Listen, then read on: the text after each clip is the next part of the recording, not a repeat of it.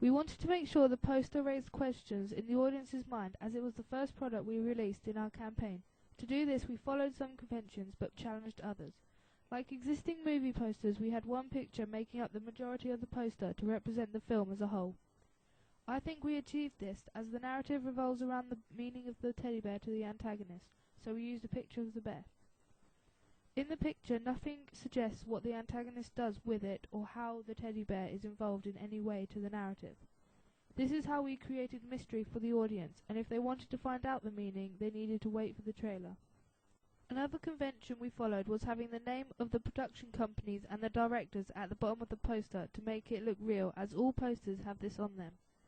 One convention we challenged was not having the film title on the poster. Our research showed every poster had the title on the film, but we chose not to. We did this to create more mystery as to what the plot is, as the title is a big clue to the narrative. One theory that is conventionally used within horror is the use of Carol Clover's final girl theory.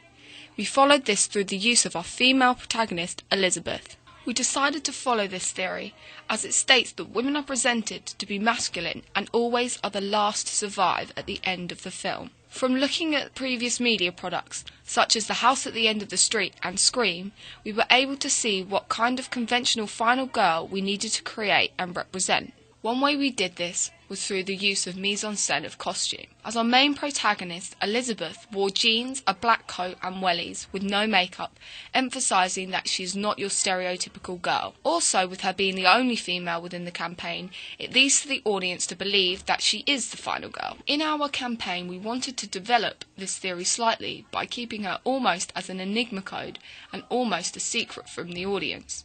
We did this by having her only shown within the trailer and not in the other two viral marketing campaign products. To place her within the trailer and still represent her as the final girl, she is only seen at the end, where she is the one who finds the teddy which the heart is placed in. By using Elizabeth within our trailer in a conventional way that are used by previous media products, it enables us to clearly show the representation of the final girl within our horror campaign. We tried to portray his childish mindset by displaying the object as if it had just been propped up on purpose, as if he'd just played with it but also cares about it, and to have a spotlight shining on it, signifying its importance to the plot and possibly Billy's life. This also encouraged questions from the audience as to who the main villain was. We did give him a brief identity in our trailer, but we only showed somewhat of his face. This was in order to make him look more intimidating, as well as adding more mystery, as his face was not seen. He was the main character in our trailer to show reference to earlier horror trailers like The Nightmare on Elm Street and Friday the 13th, as they mainly focused around their antagonists and their actions within the film. We took a still from this magazine as we hoped the potential audience would recognise the character from the final shot, intriguing them. We also used this shot as it made him look more intimidating, mysterious due to only showing the slight smirk. When it comes to the antagonist himself, we settled on a black hooded attire as a way to fit into society's fear of teenage folks. This was also done to fit into the convention of playing with fears such as the dark, ghosts, insects, and death. Also, a combination of skinny and baggy clothing makes our antagonist look more skinny and skeleton-like, which helps add to the eeriness and slight intimidation factor of the character. In addition to the attire, we also chose his characteristics and personality from another typical horror cliché, children.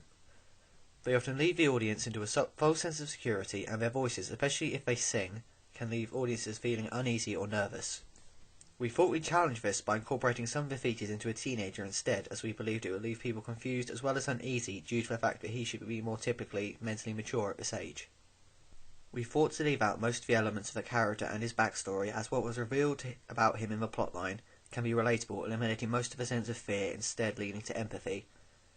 This will leave the impression that the character was misunderstood by both the characters within the plot and the audience who watched the trailer. We also researched the conventions of magazine posters, specifically Empire magazines. To make our cover look as real as possible, we followed their conventions. We had the title of the magazine company, Empire, and a strapline that we made to fit the theme of our magazine, which is horror movies. We also had one picture that filled most of the cover like Empire does. Our picture was of the antagonist with a hoodie covering his eyes so the audience can't see his identity, as you don't see it in the trailer. We did this to keep the audience thinking what he looks like, so they want to see the film to find out. We also had the name of the film under the picture, like they do on most covers. Around the picture we followed Empire's conventions and put text describing what is in the magazine. We also had a circular text box with the main topic in. This convention is on all Empire magazines. They always stand out and are very eye-catching, so we made ours the same, using colours that contrast each other and stand out on our black background. Another convention that is specific to Empire is that they put the price of the magazine above the M in Empire, so we did the same to make it look real.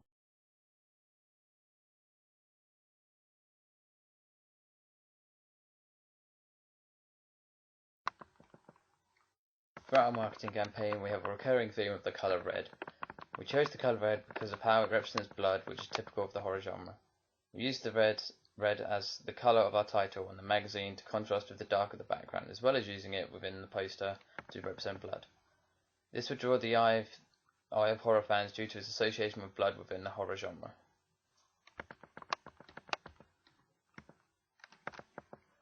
Within the trailer, we used Todorow's theory of equilibrium to an extent. We did this by how we initially planned to show normality within the group through an image of the friends standing around, hanging out together. We then showed disruption within the group by how we introduced the antagonist who proceeded to chase, grab and capture the individuals within the group.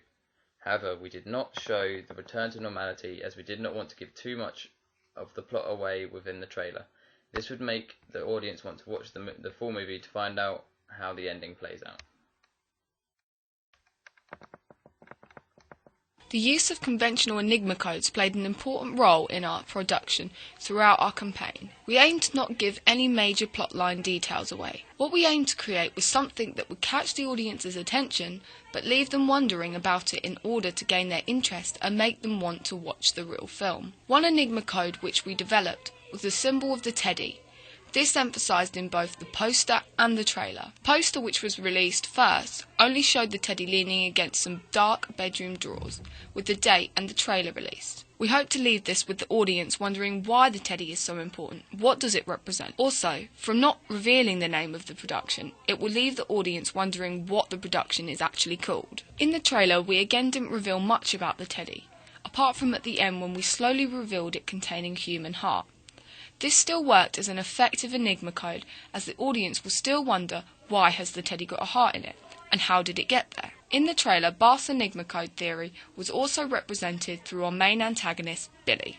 We made sure this was integrated within our trailer to encourage the audience to ask questions and help them gain interest in the campaign, and ultimately in the film. Billy was effectively used within this, as we placed him in a black hoodie to represent his hidden identity, letting the audience feel not completely sure of the character, promoting such questions as, who is he and why is he committing such crimes? We wanted to create the feeling of the unknown, and through the use of Billy, our main antagonist, I think it has enabled us to do so effectively within our viral marketing campaign. He was also placed as our main link to the magazine, in which some of these enigma codes and questions that the audience had previously had would have been answered and revealed in the cast and crew interview. From developing our enigma codes throughout the production, it gave our campaign enough interest for the audience to continue and wish to watch the film when it is released in the cinema.